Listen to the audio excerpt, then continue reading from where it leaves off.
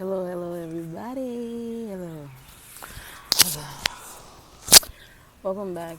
Um, Back again. I really enjoyed the talk that we had the last time I was up in the sky. Um, I don't know. I've been feeling like I've been wanting to do these more, just to have a little conversation. Today, though, I want to talk about this haircut. I've been Look at that.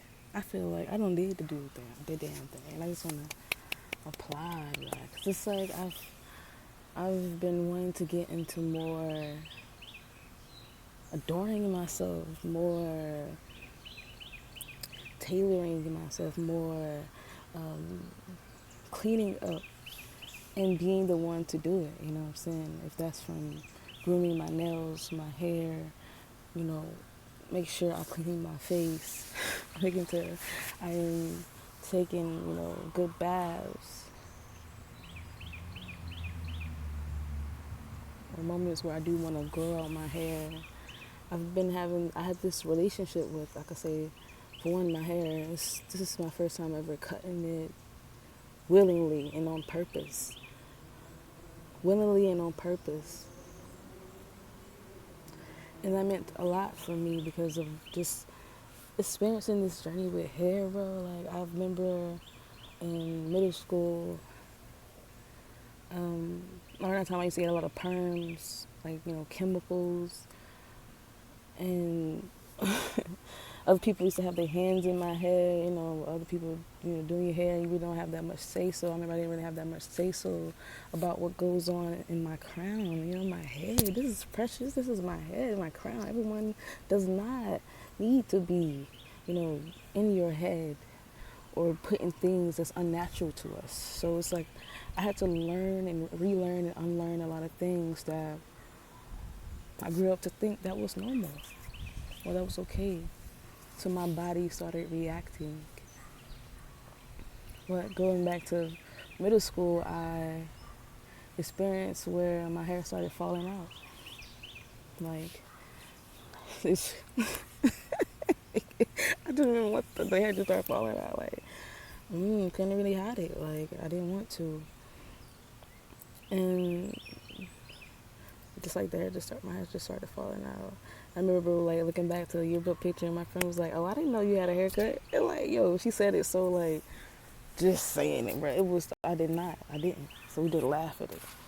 But in those moments of experiencing those things, I had to learn a lot about myself, learn a lot what I needed, and learn that for me.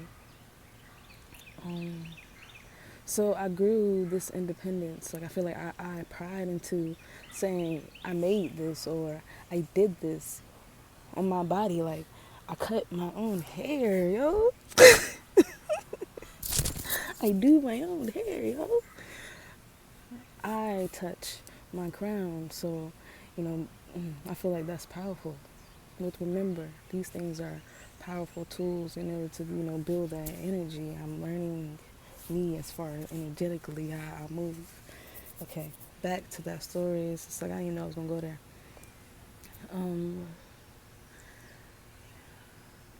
So from that moment of dealing with my hair falling out, I know just going into high school, I used to get my hair done a lot, like braids, plaits, or whatever, something like that. So I was like, it's still more people in your hair, putting stuff in your hair that's not really natural to it.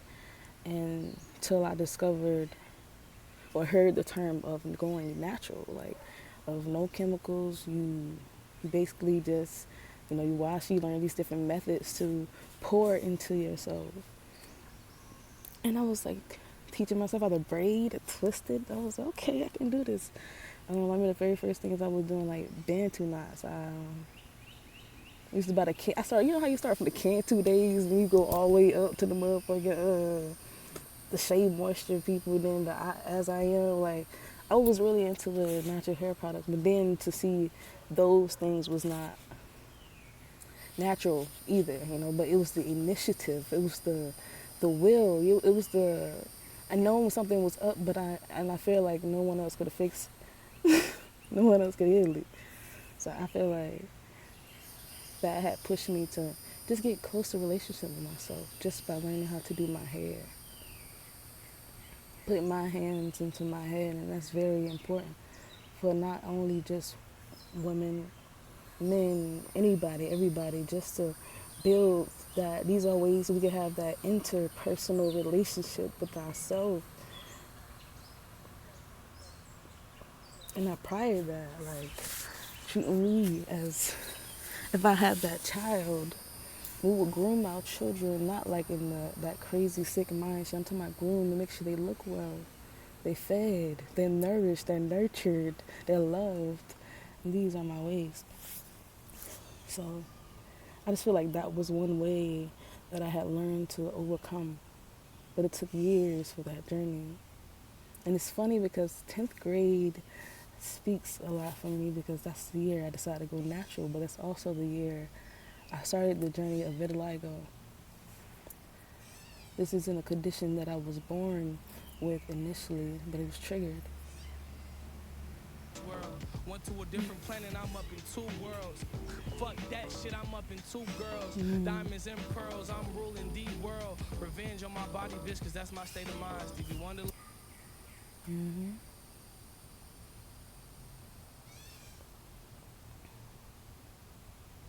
I think it's funny that song just came on while I was talking, but and it, it's like the way you just be flowing. I didn't know, like, you just don't realize what you want to talk about, but let's not go there. I always could get there. I'm grateful to get here. Where things seem like you don't really have a choice. Where things then didn't seem like I had a choice. That I had to just abide by what came my way. Whatever trial, or I could say obstacle, came my way, I feel like I didn't have a choice but to get through it. But now we have the power and the ability to say, even before things are presented to us, to say that this is what I would experience. Speak and make that choice, that decision, that decisive action to say, I'm cutting my hair. That shit's gone. And it feels so good. It's like I kind of addicted to it a little bit. Like, cut my hair. Started from the bottom, now we here. Because it's like I went through a moment where I didn't have the choice what it seemed, of experiencing. I feel like in life I get thrown these things where it's like, okay, God gonna say, I'm gonna give you this. Let me see how you gonna move with it. Then we get through it and think, the shit, it ain't over. I'm gonna give it to you again. Let me see how you gonna move with it. So this time I want to talk about it. Then I didn't. This time I want to share my story. Then I didn't. I'm making a choice to share these testimonies of trials I lived. Speak my truth, yo. Tell my story. And where do I begin? Where do we begin? Where do we begin? Like, I start now or then?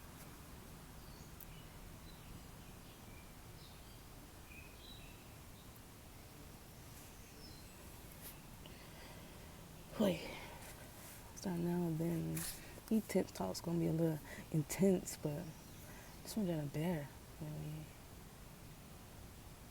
Because it's an imperative now.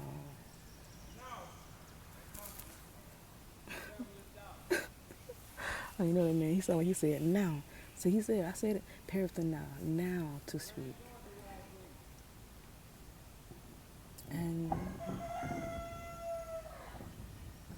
even the chickens, yo. I'm just grateful to be here in this space.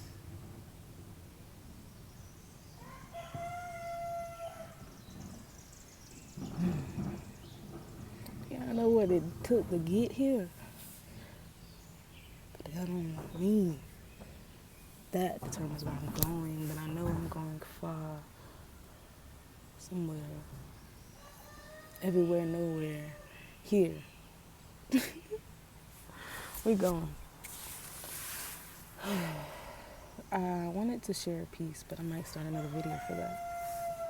Keep these like 10 minutes.